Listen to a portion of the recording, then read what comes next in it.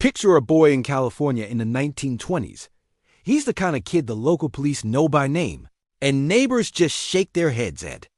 He started smoking at 5, drinking at 8, and was a master at stealing food from nearby kitchens.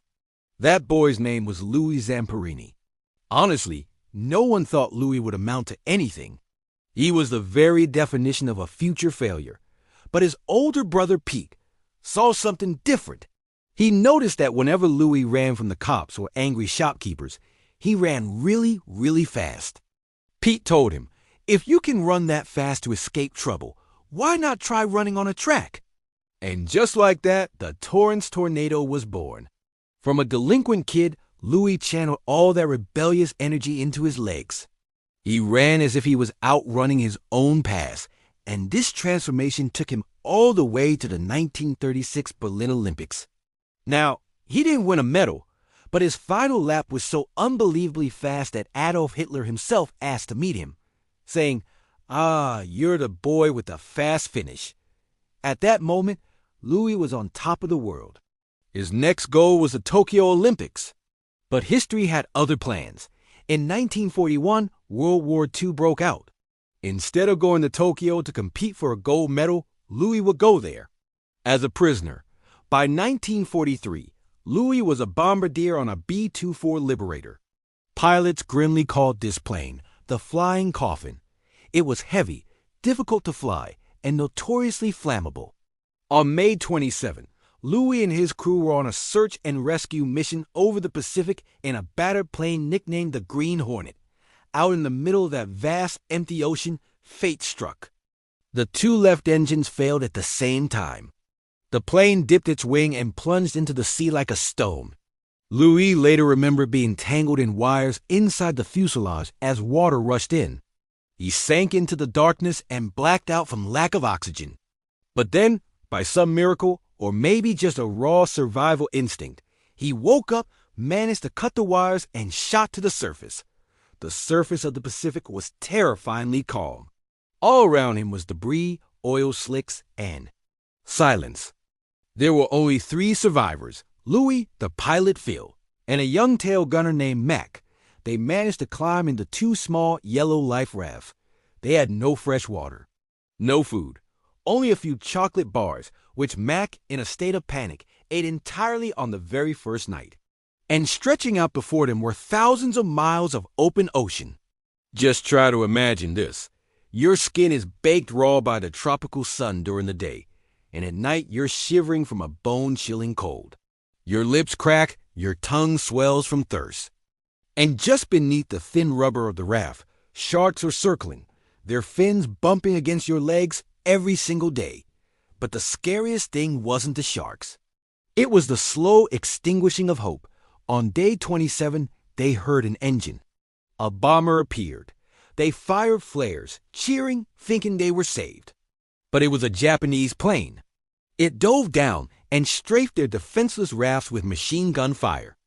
Louis had to jump into the water, hiding under the raft, dodging bullets from the sky while literally punching sharks in the nose as they attacked from below.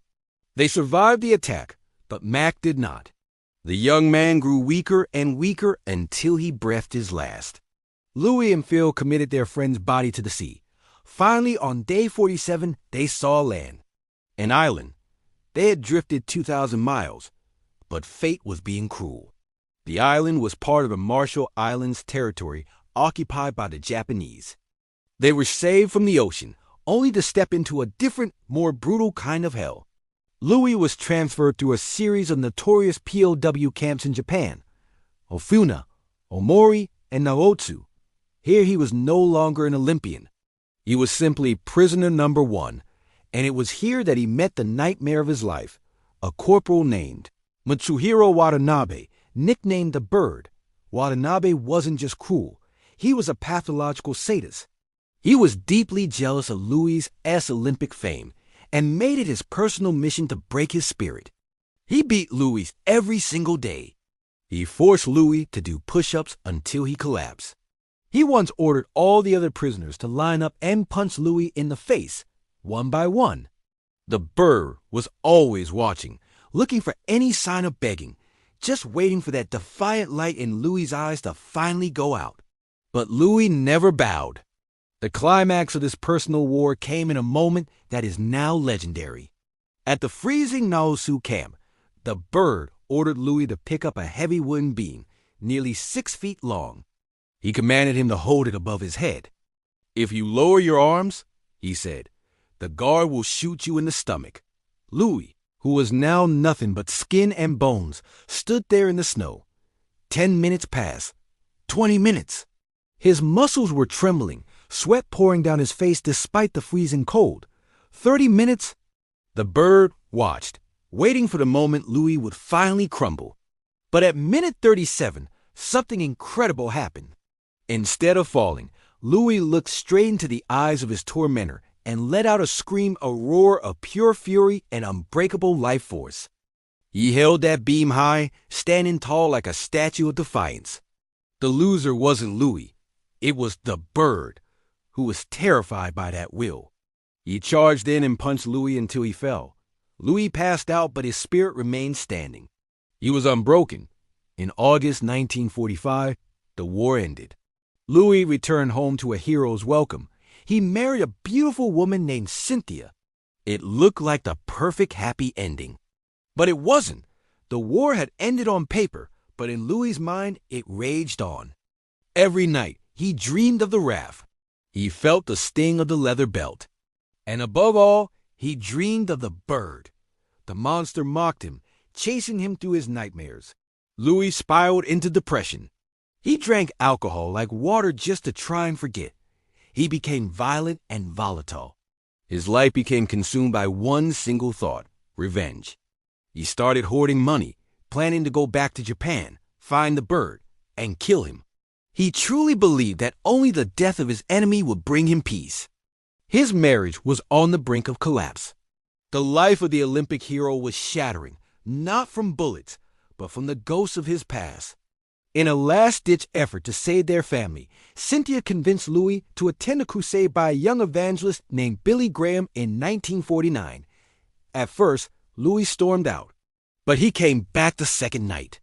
When Billy Graham spoke of forgiveness and promises made to God, a memory flooded back to Louis. He remembered the most terrifying night on the raft, caught in a raging typhoon. In that moment of absolute desperation, Louis had whispered a vow. "God, if you get me out of this storm, I promise I'll dedicate the rest of my life to you." He had survived, but he had forgotten that promise. In that instant, Louis fell to his knees, not out of fear, but in a total surrender of his ego. He let go of the burden of hatred, the alcohol, and the desire to kill. When he stood up, Louis said it was the first time in years he felt that the bird had finally died in his mind. And Louis kept his promise. He spent the rest of his life opening camps for troubled youth, teaching and inspiring them. But his most extraordinary act came in 1950 when he returned to Japan. He went to Sugamo prison, where his former captors were being held. He walked right up to the men who had beaten and tortured him, and he shook their hands. He hugged them, and he said, "I forgive you." Only one man refused to meet him: Matsuhiro Watanabe, the bird who had escaped and was living in hiding. Even so, Louis sent him a letter affirming his forgiveness. In 1998, at the age of 81, Louis Zamperini returned to Japan one last time. This time, not to forgive, but to run. He carried the Olympic torch at the Nagano Winter Games. He ran through streets once destroyed by bombs, running past the very area where he was once held captive. The legs of the Torrance Tornado had slowed down, but his smile was brighter than ever. It was the smile of a true victor. He won, not because he defeated his enemy, but because he conquered the darkness within himself. Louis Zamperini passed away in 2014 at the age of 97. His life stands as the most powerful testament to a single truth: pain is inevitable, but being defeated is a choice. Thank you for watching. If this story moved you, please like and subscribe for more.